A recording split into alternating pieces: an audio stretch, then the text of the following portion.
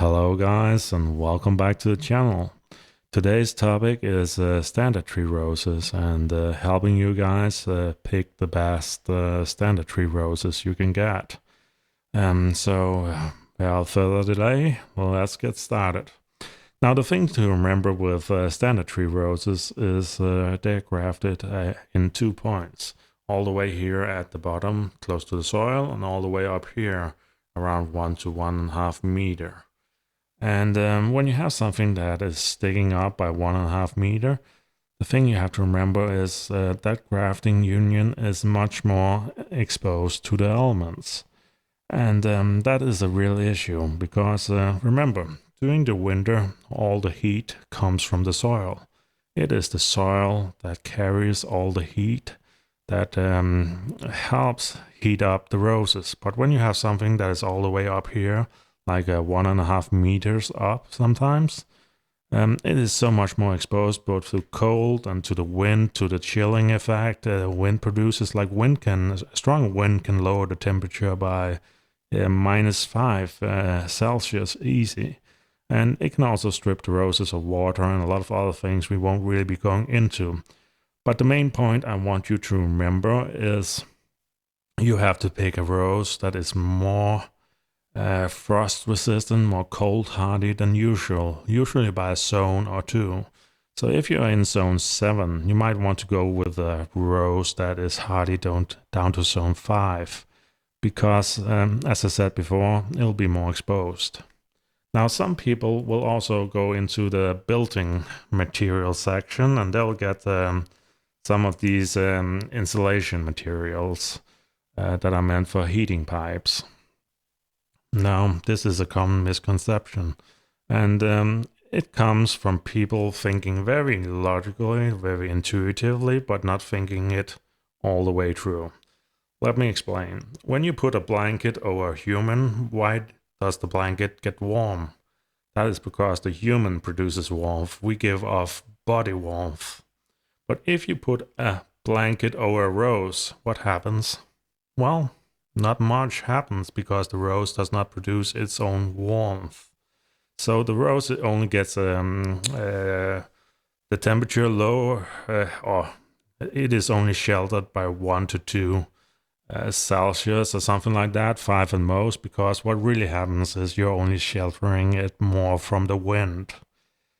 So you don't win a whole lot by putting these materials around roses, because roses do not produce their own heat. There is one exception to this.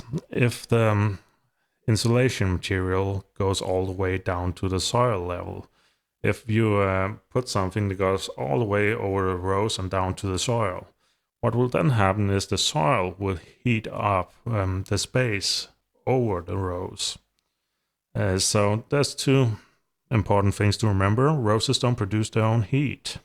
And these insulation materials don't really help that much when you factor that in, because roses only gets a tiny bit more frost hardy from using these materials. It's not night and day like it is for us humans being on a cozy blanket, really. So yeah, let's go back here to the roses. And I'll take Olivia Austin as a standard tree rose here, see if we can get that up on the screen. Now, another thing you want to look for when picking a standard tree rose is you want to have a look at the rose you're choosing, what variety of rose you're choosing, because it has to have some specific habits. One, it has to be very compact, because you want a beautiful, round, compact shape. Unless you want to make something like a waterfall effect, then you need something like ballerina or heavenly pink or something like that, a musk rose. But in general, you want to create this ball-like effect, like with boxwood. And the thing you have to remember is you want a compact rose, you want a healthy rose. Why is health important? Well, if you're just looking at stems sticking up by 1.5 meter, that's going to look very ugly. And so leaf health, extremely important for standard tree roses. Remember, standard tree roses are vertical, so they will always catch the eye Meaning, if they do not look healthy, if they do not look perfect, people will be staring at them all the time. They will look really ugly, like if you have a tree that is about to die, nobody wants to look at that. So really remember that. Another thing you really want to make sure is when your standard tree rose variety puts out blooms, you want to make sure that the blooms is relatively close to the leaves, not like when it places the stem for the bloom, that it goes all the way out. Because if it does that, it can quickly look out of place, really, when you have these long canes going out with a bloom on them. So you want something that is relatively compact, very leafy, with a lot of leaves on it, where the bloom sits very close to the leaves, and in general, something that is very frost hardy. And Olivia Austin is a brilliant example of that. Because it has all the characteristics, the frost hardness, the compactness, the leafing habit, the leaf health. It has it all. So it is a very good example of a very good variety for standard tree rose. What are some other examples? Well, let's do a bad example. Let's take something like Princess Alexandra of Kent. Now, Princess Alexandra of Kent is a terrible standard tree rose. Why is that? Well, it tends to defoliate from black spot. The vigor is not always that good on it. And the second issue is it is not always as frost hardy. And that is one of the main reasons you don't want to pick a variety for a standard tree rose. That it gets a lot of black spot, that the vigor is kind of low on it. Another really good variety for a standard tree rose is Princess Anne. Princess Anne is a very good standard tree rose for the same reason that Olivia Austin is. Very good leaf health, very bushy, a lot of leafing. The flowers are placed very close to the leaf, so an excellent variety for standard tree roses. Now another one for very small standard tree roses, of course, the Garden of Roses, or Joy de Vive, you could also call it. Don't know if it is here. Let's try again. Just write Joy de Vive. I don't know why when you write garden and roses and same, it kind of confuses the search algorithm.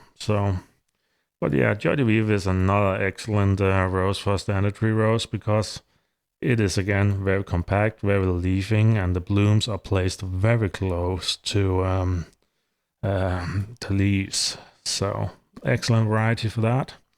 And what else do we have? Well, we could give some bad examples also.